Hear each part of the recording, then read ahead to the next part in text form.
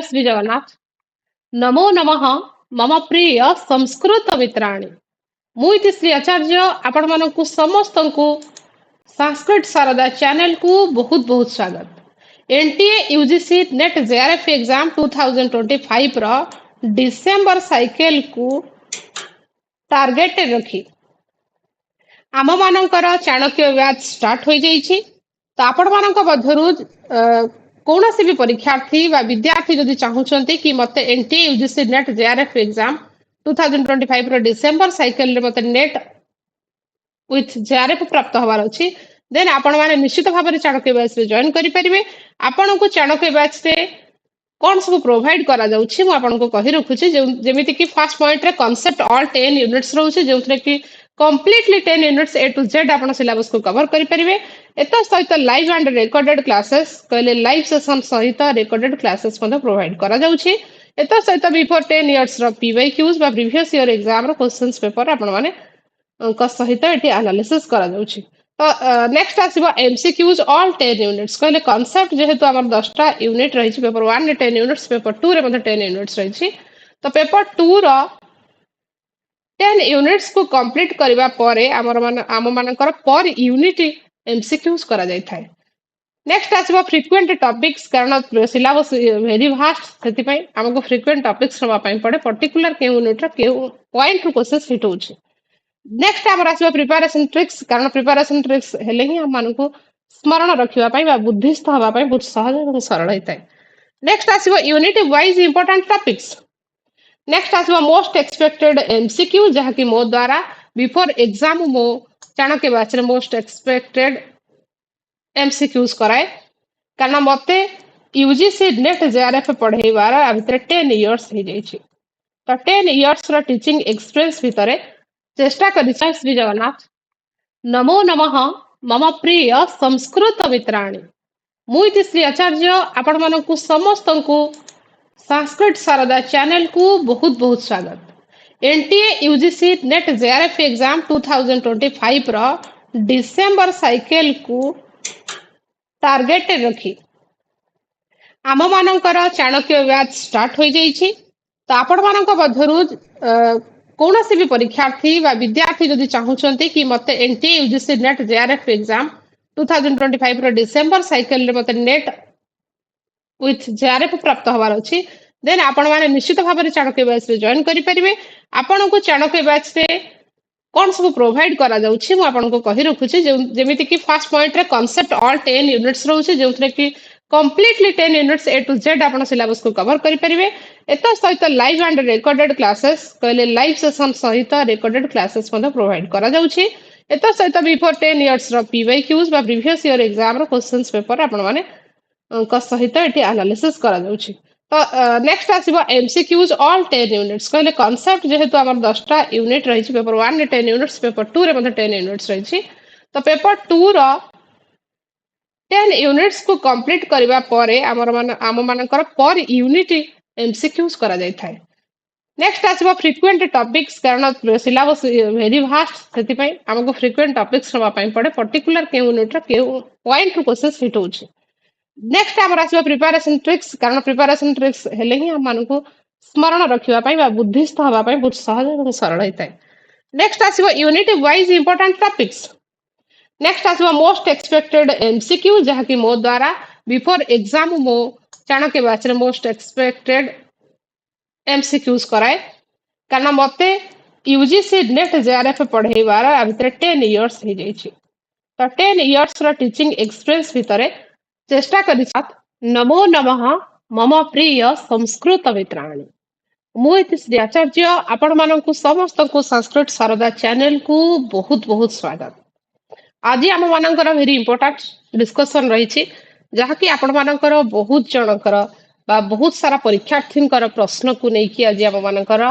Session रही। आपण माने समस्ते जानती NTA UGC NET JRF exam जहा कि जून साइकिल एग्जाम होता तार रिजल्ट आउट हो सारी एवं रिजल्ट आउट होगा सहित आपण मानकर समस्तंकर subject wise cut off marks आसी सारी जो माने एथर जून साइकिल रे नेट जेआरएफ प्राप्त होइछंती एतो सहित ओनली पीएचडी मध्य प्राप्त होती से मो तरफ बहुत बहुत कंग्राचुलेशंस। एक सहित जो माने कि बाद पड़ी गले अर्थात जो माने एथर जून साइकिल रे एग्जाम को क्लियर करि पारिले नाही मोस्टली आमे जदि कहबा आजिर सेशन सेई मानक पाई अर्थात आपण मानक मध्यरु जेउ माने जून साइकिल रे एग्जाम को क्लियर करि पारि नाहंती बा सक्सेस पाई पारि नाहंती तो आपण मानक पाई ही आजिर टॉपिक रहिछि। एत सहित जो माने फर्स्ट अटेम्प्ट एथर एग्जाम दबा पाई चाहुचंती बा डिसेंबर साइकिल को दृष्टि रखिछंती जे मते एग्जाम को क्रैक करिवार अछि तो आपण मानक पाई मध्ये आजिर सेशन रहइबो। तो आपण मानकर समस्तंकर डाउट को नहीं कि सेशन रहइबो आपण निश्चित भाव में लास्ट पर्यंत धैर्य पूर्वक बसिकी आपण को देखिबा को पड़िबो बा आपण को कोठी ना कोठी धैर्य पूर्वक शेष पर्यंत देखिबा को पड़िबो वीडियो रो। तो जो माने कि एग्जाम को क्रैक करि पारिले नाही तो रिजल्ट आउट हे सारी तो लेट्स रिस्टार्ट। तो आमे माने रिस्टार्ट करिबा जो माने कि आपण मानक भितर रहि गले बा बाद पड़ी गले। तो मोर कहिवार तात्पर्य यह जे आपण माने ओन स्ट्रेटेजी बनांतु अर्थात निजर ही गोटे स्ट्रेटेजी बनांतु ओन स्ट्रेटेजी बनांतु राइट डिसीजन नियंतु एवं स्मार्ट ट्रिक्स आपणांतु तेबे जाई आपण माने मध्ये एग्जाम को क्रैक करि परिबे। जो माने एग्जाम को क्रैक कले यार अर्थ यह नुहे जे माने मध्ये फर्स्ट अटेम्प्ट रे क्लियर करि जाइछन्ते। आपण माने देखिबे हमर चाणक्य बैच रे मध्ये जो माने एथरो जून साइकिल एग्जाम को क्रैक करिसन्ती से माने मध्ये दिने ना दिने फेलियर मध्ये हेइथिले फेलियर होला परे से माने भी सक्सेस पाइछन्ती। तेणु करी यूजीसी नेट जहा कि एनटीए कंडक्ट करूथिबा एग्जाम यूजीसी नेट जहा कि नेशनल एलिजिबिलिटी टेस्ट ये एग्जाम सर्वभारतीय स्तर रे होथबा एक परीक्षा। तो निश्चित भाव में आपण मानकर बहुत सारा कंपिटिटर थांती तो जो माने एथर किछि स्कोर रही गले किछि जण अछंती मैम मु दुईटा क्वेश्चन रही गली मैम मु चारटा क्वेश्चन रही गली तो आपण माने कोठी ना कोठी एफर्ट्स देइथिले परंतु आपणकर एफर्ट्स रे किछि ना किछि कमी रही जाइछि जोथि पय कि आपण बाद पड़ी गले। कट ऑफ स्कोर आपण माने देखिथिबे निश्चित भाव में कट ऑफ स्कोर एथर केमिति हाई कट ऑफ जाइछि अर्थात आपण माने जानि पारुथिबे प्रस्तुति किभଳି भाव में परीक्षार्थी माने करिकि आसुचंती। एठी समस्त सब्जेक्ट रखा जाइछि तो मु संस्कृत रो 25 कोड को मु आपण मानकु देखै देबी तो किभଳି भाव में कट ऑफ स्कोर हाई जाइछि आपण माने जानि पारुथिबे सेथरु अर्थात पिला माने संपूर्ण भाव में प्रस्तुत हे कि आसुचंती। तो आपण माने जो माने रही गले आपण माने भावंतु नहीं जे आपण माने भी केबे क्रैक करि परिबे नहीं आपण माने डेफिनेटली एग्जाम को क्रैक करि परिबे। ये एग्जाम या नुहे जे जेमते लेक्चरर भली वर्ष 2 वर्ष रे थरे अंतर रे एग्जाम होचे ताहा तो नहीं तो आपण मानकर एग्जाम प्रति कहिबा को गले 6 मास रे थरे वर्ष गोटे वर्ष रे हमर दुईटा साइकिल एग्जाम होइताय जून साइकिल एवं डिसेंबर साइकिल रे। तो डेफिनेटली आपण माने जानि पारुथिबे आजिठु मात्र 5 मास रहिला पुणी डिसेंबर साइकिल हम तेणुक आज ठारू ही आपण माने लागी पड़तु केमती एग्जाम को क्रैक करेंगे। एथर कटअप केते हाई जाइए देखो अनरिजर्व्ड बा जनरल कैटेगरी रे 224 224 मार्क जाइए जेआरएफ रे एवं सेथिरे 32 जन परीक्षार्थी जेआरएफ बा जूनियर रिसर्च फेलो प्राप्त होइछन्ती एवं 198 स्कोर जाइए हमर संस्कृत रा 25 कोड रा जनरल कैटेगरी रा नेट बा असिस्टेंट प्रोफेसर 364 364 जण उत्तीर्ण होइछन्ते 166 जाइछि ओनली पीएचडी जाकि 821 821 जण परीक्षार्थी एतरे ओनली पीएचडी प्राप्त होइछन्ते। तेणु करी ए समस्त आपण माने निश्चित भाव में देखि पारुथिबे समस्तंकर एठी मध्ये अछि OBC NCL EWS SC ST इत्यादि आपणकर सामना रे अछि। आपण माने चाहिले मध्ये जो माने कि डिसेंबर साइकिल पे प्रस्तुत होचंदी से माने मध्ये कट ऑफ स्कोर को देखि पारिबे। मोर मेनली आज टॉपिक को आमे जिबा कट ऑफ स्कोर आपण माने देखिबे तो सहित संस्कृत शारदा चैनल रे यूट्यूब रे मध्ये अपलोडेड अछि आपण माने चाहिले देखि पारिबे। तो एठी मोर कहिवार तात्पर्य आपण माने जो माने कि 6 मंथ्स प्रिपरेशन करिथिले कोठी ना कोठी एठी आपण अटकी जानतो नाही तो पुणी मात्र 5 मास आजि ठारू आपण माने काउंट करंतु 5 मास ही आपण हाथ रे समय अछि। आपण जदि एठी रही जाउछंती तो निश्चित भाव में आपण माने जो 6 मास परिश्रम करिसंती बा आपणकर जो एफर्ट्स दैछंती आपण जो सब्जेक्ट नॉलेज को गेन करथिले सब निश्चित भाव में बर्बाद हे जबो। तेणु करी आपण माने फटाफट लागि पड़ंतु डिसेंबर साइकिल पई যেଭଳି ଭାବରେ ଆପଣମାନେ ଡିସେମ୍ବର ସାଇକେଲରେ ଏକ୍ଜାମକୁ କ୍ରାକ୍ କରିବେ। ତ ଡିସେମ୍ବର ସାଇକେଲ ପରେ ଆପଣ ଏକ୍ଜାମକୁ ଛାଡ଼ିଦେବେ ଯେତେବେଳେ ଆପଣ ଏକ୍ଜାମକୁ କ୍ରାକ୍ କରିସାରିବେ। ତେଣୁକରି ଏଠି ଆଉ ଗୋଟେ ସବୁଠୁ ବଡ଼ କ୍ୱେଶ୍ଚିନ୍ ପିଲାମାନଙ୍କର ଥିଲା, ଆଜି ଡାଉଟ୍ କ୍ଲିୟର ମଧ୍ୟ କରାଯିବ। ଯେଉଁମାନେ ଭାବୁଛନ୍ତି ଯେ ମୁଁ ସାଂସ୍କ୍ରିଟର 25 କୋଡରେ ଦେବି ଏକ୍ଜାମ ନା 73 କୋଡରେ ଦେବି, ତାକୁ ନେଇ ମଧ୍ୟ ଅନେକ ଜଣଙ୍କର ପ୍ରଶ୍ନ। ହଁ, ସାଂସ୍କ୍ରିଟରେ ଆମର ଦୁଇଟି କୋଡରେ ଏକ୍ଜାମ ହେଉଛି, ଗୋଟେ 25 କୋଡ ଆଉ ଗୋଟେ ହେଉଛି 73 କୋଡ। 25 କୋଡ ଏବଂ 73 କୋଡ ଦୁଇଟି କୋଡରେ ଆମର ଏକ୍ଜାମ ହୋଇଥାଏ। परंतु ये 25 कोड जो माने आमर जनरल कॉलेज रे +2 +3 करूछंती एवं जाइकी से माने ट्रेडिशनल बा जेमती आमर श्री जगन्नाथ संस्कृत विश्वविद्यालय हो बा आमर जेमती कि राष्ट्रीय संस्कृत संस्थान श्री सदाशिव पुरी रे जाइकी आचार्य करूछंती बा आपण कोनोसी भी वाणी विहार हो रेभेन्सा यूनिवर्सिटी हो इत्यादि जदि आपण पीजी करिसंती तो डेफिनेटली आपण माने संस्कृत 25 कोड पाई ही आपण माने फॉर्म फिलअप करंतु काहे कि ना आपणकर टॉपिक बा सिलेबस कोट ना कोटी मैच करूची। परंतु जो माने हमर पारंपरिक बा ट्रेडिशनल छात्र छात्री अछंती जो माने कि हमर जेमति प्राकशास्त्री शास्त्री आचार्य इत्यादि करिसंत तो निश्चित भाबरे से माने 73 कोड रे एग्जाम दबार आवश्यकता रहिछि। एहा नुहे जे यूजीसी कोनोसे प्रकार रूल करि नाही जे ए माने 25 कोड देबे ए माने 73 कोड देबे से भली कोनोसे रूल नाही। परंतु मोर टीचिंग एक्सपीरियंस 10 इयर्स भितरे मते जहाँ अनुभव हुए ताहा ही मु आपण मानकु कहूछि जे आपण माने जदि जनरल +2 +3 करिसंती तो कोठ ना कोठी आपण माने 25 कोड पाई ही कंप्लीटली एलिजिबल आपण माने 25 कोड रे ही फॉर्म फिलअप करंतु। एहा थिला आपण मानकर डाउट मो ताकू क्लियर करि सारछि। वर्तमान आमे जिबा आपण माने किभଳି भाबरे डिसेंबर साइकिल को एग्जाम को क्रैक करिवे ता ऊपर हमर टॉपिक रहइबो डिस्कशन। तो फर्स्ट पॉइंट मु कहि सारी छी जो माने एथरो फेलियर हो जाइछंती प्लस जो माने फर्स्ट अटेम्प्ट बा प्रथम थर डिसेंबर साइकिल एग्जाम देबे से माने निश्चित भाबरे आज ही प्लान करिवार आवश्यकता रहिछि। प्लान करंतु एवं इंप्लीमेंट ମଧ୍ୟ करंतु। तो मु बार बार कहि आसी ओन स्ट्राटेजी बनातु कहार सक्सेस स्टोरी को देखिक स्ट्राटेजी बनातु नाही निजर गोटे स्ट्राटेजी बनातु राइट डायरेक्शन में जानतु एवं स्मार्ट ट्रिक्स आपणेबार आवश्यकता अछि। केमती स्मार्ट ट्रिक्स आपण बनेइबे ताहा निश्चित भाबरे आपण माने समस्त को आज हमर एठी डिस्कशन रहइबो। फर्स्ट पॉइंट होची सिलेबस ऑथेंटिक सिलेबस मु कहि सारी छी एहा होची फर्स्ट स्टेप हमर यूजीसी नेट को प्राप्त करिवार। सिलेबस पेपर 1 पेपर 2 पेपर 1 रो 10 यूनिट्स रहउची पेपर 2 रो 10 यूनिट्स रहउची ताको निश्चित भाबरे प्रिंट आउट बाहर करि रखंतु बा आपण हार्ड कॉपी बाहर करि पाखर रखंतु जदि हार्ड कॉपी बाहर करि पारु नहांती तेबे ऑथेंटिक सिलेबस को आपण माने हैंड नोट्स मध्ये बनै परिबे हातर लेखिक रखंतु। फोन रे चेष्टा करंतु नहीं जे मु फोन रे सिलेबस को देखिबी फोन रे आपण सिलेबस को देखिबा को जाई आउ कोन कोन जे देखि नियंती आपण माने ताहा बहुत भलो भाबरे अवगत अछंती। तो सेकंड पॉइंट होची आमे कैटेगराइज करिवार आवश्यकता रहिछि सिलेबस को केमिति कैटेगराइज करिबा ना ए बी एवं सी तीनोटी कैटेगराइज करिवार आवश्यकता रहिछि। ए कैटेगरी रे आमे रखिबा सेही सब टॉपिक बा सेही सब यूनिट को रखिबा जे यूनिट रे आमे माने कॉन्फिडेंट अछु बा पर्टिकुलरली आपण कॉन्फिडेंट अछंती जे मु ए यूनिट पूर्वरु पढी छी बा मते कवर हे जाई छी तो आपण से पॉइंट को बा से यूनिट को रखंतु एवं बी कैटेगरी रे रखंतु जो गुडी की मिडिल अछि। मिडिल कहले हम कोन बुझिबा ना जो गुडी की मु बहुत पूर्वरु पढिथिली भूली जाई छी ह मोर हेई पारे न हेई पारे एही भली भाबरे आपण द्वंद्व रे अछंती बा आउ टिके पढिबा को पडिबो मोर भूली जाई छी एही भली टॉपिक को आपण माने बी रे रखंतु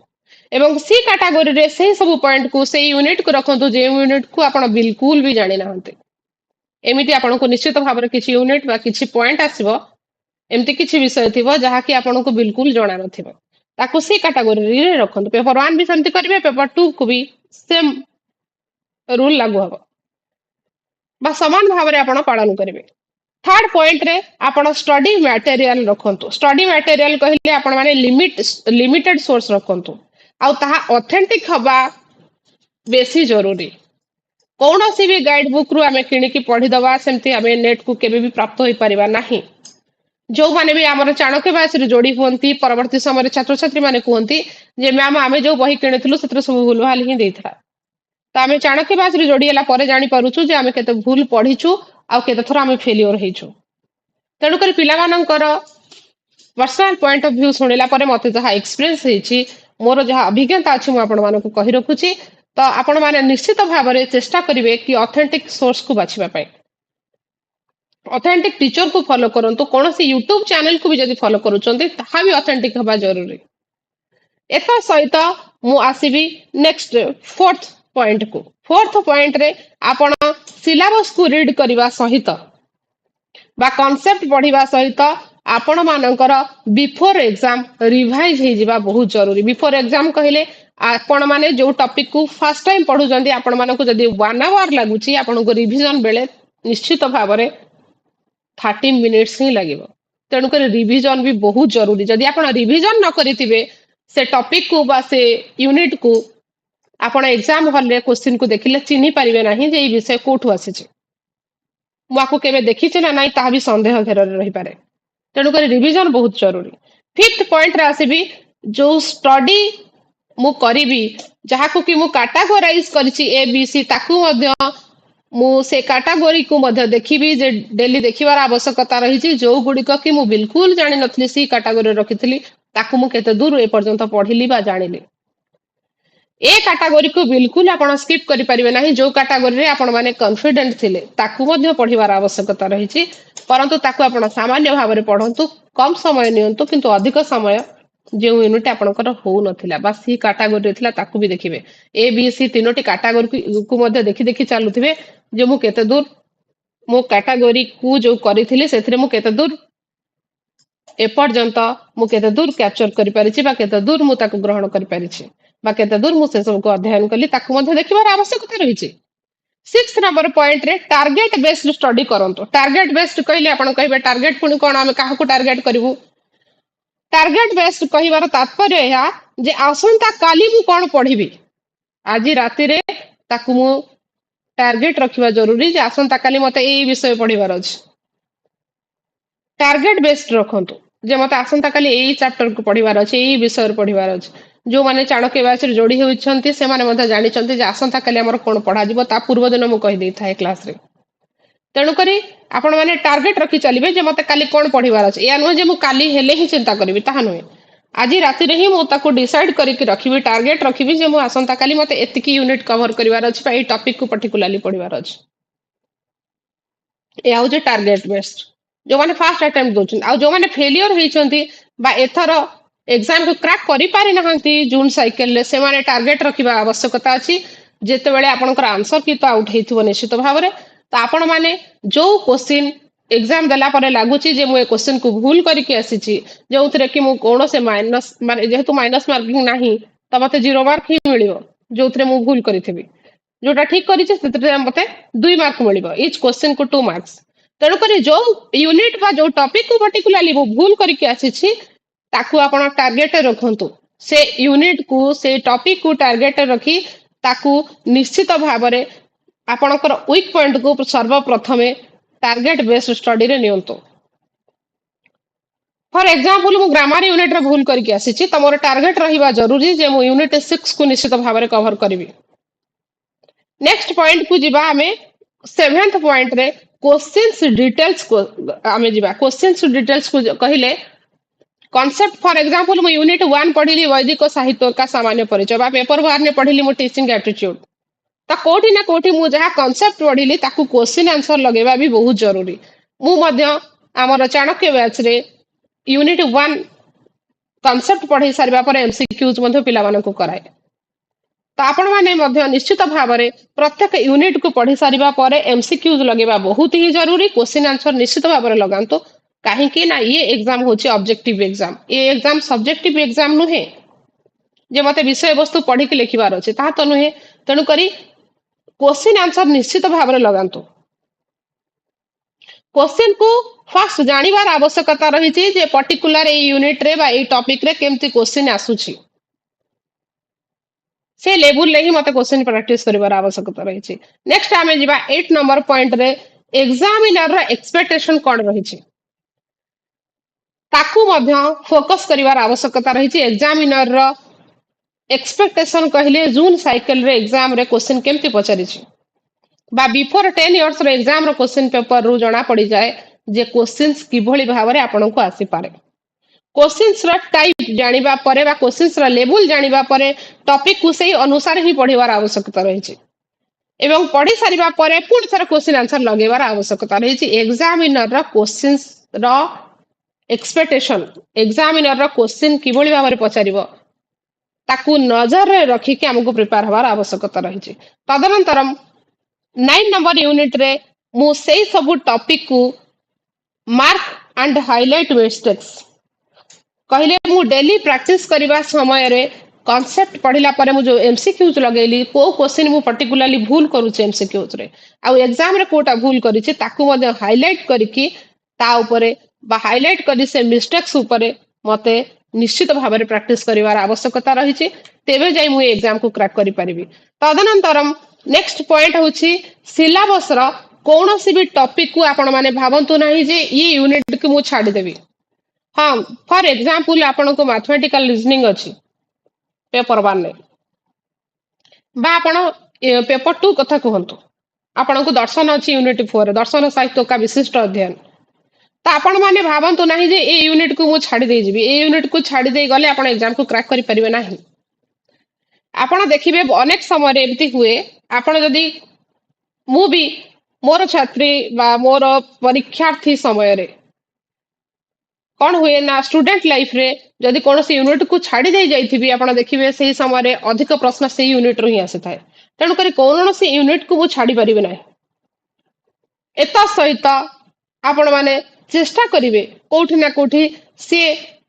टॉपिक को मु कौन सी यूनिट को छाड़ी भी नहीं हाँ गोटे यूनिट रे जदि गोटे पॉइंट माते बिल्कुल भी आसु नाही तो ताको इग्नोर कर दियौ तो ठीक अछि सेथिरे मु मोर से सब रे टाइम वेस्ट करिवार आवश्यकता नाही परंतु कौन सी यूनिट को छाड़ी परिबे नाही ध्यान रखिबे नेक्स्ट होची आपण को कोठी ना कोठी जदि डिमोटिवेशन आसुची जो माने फेलियर हे गले हे मु फेलियर हे गली मो संगरे अन्य माने भी पढुतिले से माने एग्जाम को क्रैक करि गले मु रही गली कोन करिवे बा आपण को लागुची जे हां मु एग्जाम को क्रैक करि पारिबी नाही तो से टाइम रे आपण माने पास्ट इयर्स रो बा प्रीवियस ईयर एग्जाम रो क्वेश्चंस पेपर लगांतु जो समय भी आपण को डिमोटिवेट लागुची एता सहित नेक्स्ट पॉइंट रहिबो आपण माने जदि देखुछंती कि एग्जाम आउ जेबे एडमिट कार्ड आउट होउची आपणकर ताठू निश्चित भाबरे 10-15 दिन निश्चित भाबरे थिबो बा 7-8 दिन 10 दिन तो निश्चित भाबरे थिबो लास्ट 7 डेज एग्जाम रो लास्ट कहले एग्जाम दबा को अछि जो लास्ट 7 डेज आपण माने ओनली रिवीजन करंतु सेठी कोन से प्रकार नुवा टॉपिक उठेबा पई चेष्टा करंतु नाही टारगेट सेट करिकि ऑल टॉपिक्स आपण माने रिवीजन करिवार आवश्यकता रही नेक्स्ट होची नेक्स्ट पॉइंट बा लास्ट पॉइंट आपण मानकर जेबे एडमिट कार्ड आसी जाईछि बा एडमिट कार्ड आसी जाउछि ए डेट रे आपनकर एग्जाम अछि जेमति कि पर्टिकुलरली जून साइकिल रे एग्जाम थिला 25 जून रे आपण माने एग्जाम देबे सेकंड शिफ्ट रे 25 कोड तो जेबे आपनकर एडमिट कार्ड आउट हे जाईछि तो आपण माने चेष्टा करंतु कि मु कोठी ना कोठी एडमिट कार्ड आउट होला परे केउ शिफ्ट रे मोर एग्जाम अछि अर्थात for example more second shift रे एग्जाम अछि तो मते सेही टाइम रे body and brain body plus brain both को मोर कोठी ना कोठी डेली एक्टिव रखिबार आवश्यकता रही टाइम बॉडी एवं ब्रेन कोठी ना कोठी मते मोर एक्टिव करिवार आवश्यकता रही आपण मानकु सेही समय रे एग्जाम घरे बसी दियंतु बा आपण से जदी कोनोसी बैच रे भी सब्सक्रिप्शन नै चन तो चेष्टा करंतु कि मते